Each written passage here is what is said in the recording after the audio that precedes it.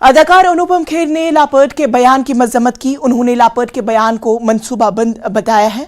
अनुपम खेर के मुताबिक tool kit gang सरगर्म है।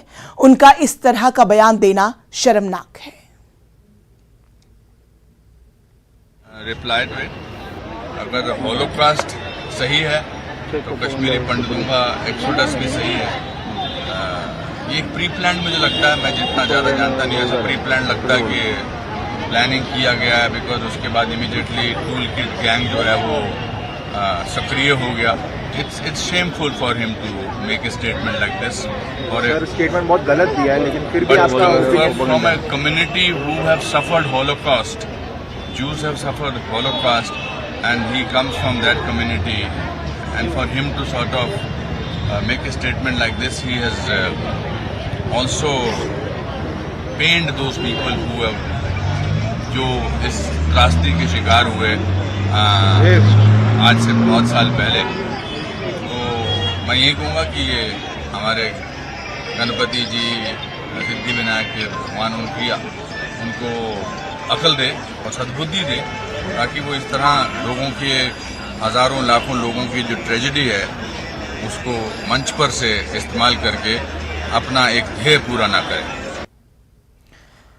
इस पूरे मामले पर हमारे साथ बात करने के लिए senior editor JKLH Tejendra Singh Sodhi हमारे साथ जुड़ चुके हैं। सर, आपसे जानना चाहेंगे कि जिस तरह से लापर्ड की हर तरफ से उनके बयान की मजम्मत की जा रही है, तो आपका क्या कुछ इस पूरे मामले पर तबसरा है?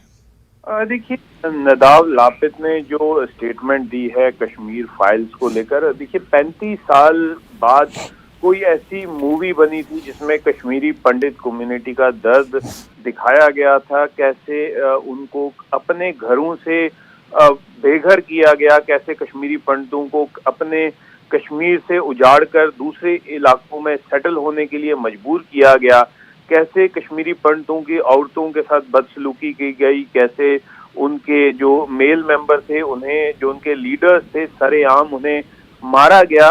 आज कोई अगर इजरायली फिल्म मेकर नदाव लापिद उस ट्रेजेडी के बारे में ये कहता है कि वो ट्रेजेडी अगर कोई मूवी पोर्ट्रे करती है तो वो प्रोपेगेंडा है, क्या लापिद ये भी कहेंगे जो शिंडलर्स लिस्ट बनी हुई है या ज्यूज की जेनोसाइड पे जो मूवीज बनी हुई हैं, क्या वो भी एक प्रोपेगेंडा थी? क्या वो डिनाई कर सकते हैं कि जो ज्यूज का, यहूदियों का जेनोसाइड किया जर्मनी, नाजी जर्मनी ने, क्या वो भी एक प्रोपेगेंडा था? नहीं, वो प्रोपेगेंडा नहीं था। वैसे ही अगर किसी डायरेक्टर ने, किसी फिल्म प्रोड्यूसर ने ऐसी हिम्मत की कि कश्मीरी पंडितों का दर्द दिखा सके, कश्मीरी पंडितों ने क्या क्या सफर किया। आप देखिए, कश्मीर में वो दौर था जब कश्मीर में इस तरह के नारे लगाए जाते थे, चलियो गलियो या रलियो, मीन्स इधर आप या तो भाग जाएं या आप कन्वर्ट हो जाएं, इस्लाम कबूल कर लें, या गलियो, या तो आप यहाँ मारे जाएं।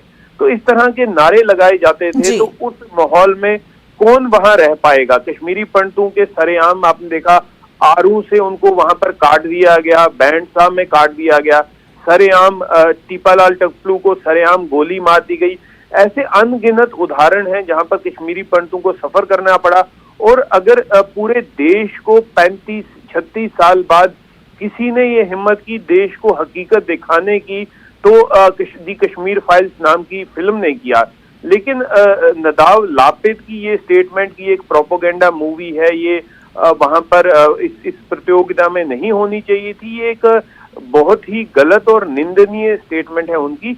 हाँ, नदाव लापिद को पूरा हक था अगर वो इस मूवी की टेक्निकलिटीज पे बात करते, सिनेमेटोग्राफी पे बात करते, इसकी स्क्रीन प्ले पे बात करते, लेकिन इस फिल्म की इंटेंशन क्या थी, क्या नहीं थी, वो एक ज्यूरी मेंबर का ये क्या कहते हैं, उनको कोई इस तरह का मैंडेट नहीं था इस बारे में कमेंट करने का।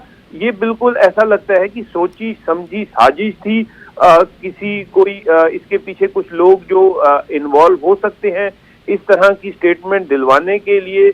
लापिद इनसे, नदाव लापिद से इस तरह की जो स्टेटमेंट दिलवाई गई है, तो बिल्कुल ये लगता है कि सोची समझी कोई साजिश है, नहीं तो उनका ये मैंडेट नहीं था इस फिल्म की इंटेंशन पे बात करने का। जी।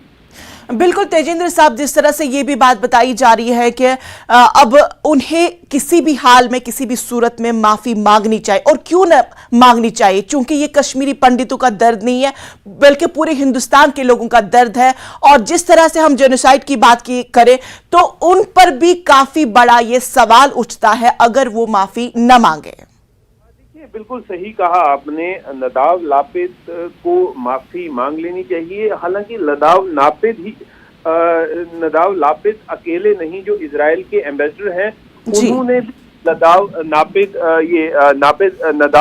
लापिद पे सवालिया निशान उठाए हैं। उन्होंने, इजरायली एम्बेसडर ने एक ट्वीट का एक थ्रेड लिखा है जिसमें उन्होंने जो स्टेटमेंट दी है नदाव लापिद ने उसको कंडेम किया है, उसको ये कहा है कि वो स्टेटमेंट जो है बिल्कुल फैक्चुअली इनकरेक्ट है, वैसी स्टेटमेंट उनको नहीं देनी चाहिए थी, बिल्कुल, और ना वो उसके लिए मैंडेटेड थे। उनका जो काम था नदाव लापिद का, वो सिर्फ मूवी की टेक्निकलिटीज, उसकी सिनेमेटोग्राफी, उसके बारे में कमेंट करना था, उसके बारे में जो उनको कमेंट्री देनी थी, लेकिन एक मूवी की इंटेंशन के बारे में कुछ बोलना बिल्कुल भी जायज नहीं था।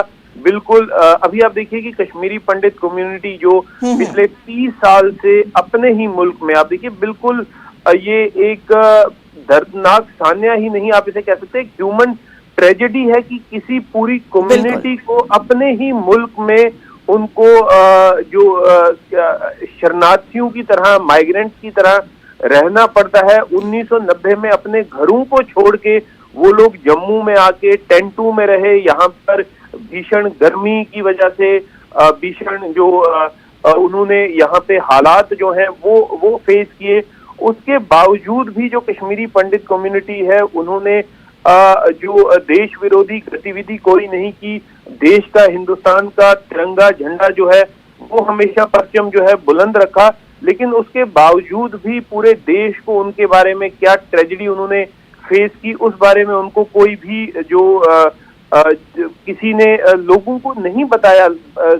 लेकिन 30-35 साल लगे, एक मूवी बनी जिस मूवी ने फाइनली जो कश्मीरी पंडितों का दर्द है वो पूरे दिखाने की कोशिश की गई, बिल्कुल दिखाने की कोशिश की, और लोगों को एहसास हुआ। हमने इस मूवी के बाद कई लोगों के बयानात पढ़े सुने जिन्होंने कहा कि उन्हें आज तक ये तक मालूम नहीं था कि पूरी कश्मीरी पंडित कम्युनिटी जो है उनको क्या देखना पड़ा, क्या फील करना पड़ा, कैसे उनको अपने घरों से उजाड़ के फेंक दिया गया और उनकी कोई सुध लेने वाला नहीं था। फाइनली एक मूवी बनती है और एक फॉरेन का एक जो ज्यूरी मेंबर है वो इस तरह की स्टेटमेंट देता है, ये बिल्कुल जो है नाकाबिले बर्दाश्त है। बिल्कुल सही बात है। कश्मीरी पंडितों का दर्द, एक फॉरेन कोई फिल्म मेकर आता है और वो इस इतनी बड़ी स्टोरी पर अपना एक बयान देता है जो कि कश्मीरी पंडित्स के दिलों पर ही नहीं बल्कि पूरे हिंदुस्तान के लोगों के दिलों पर इतनी बड़ी जो उसने जो खलश पैदा की है, शायद इसकी भरपाई करना नामुमकिन है। बहरहाल यही उम्मीद लगाई जा सकती है कि आने वाले वक्त में नादव जो है वो अपने इस बयान पर माफी जरूर मांगेगा। फिलहाल तफसीलात के लिए आपका बेहद शुक्रिया।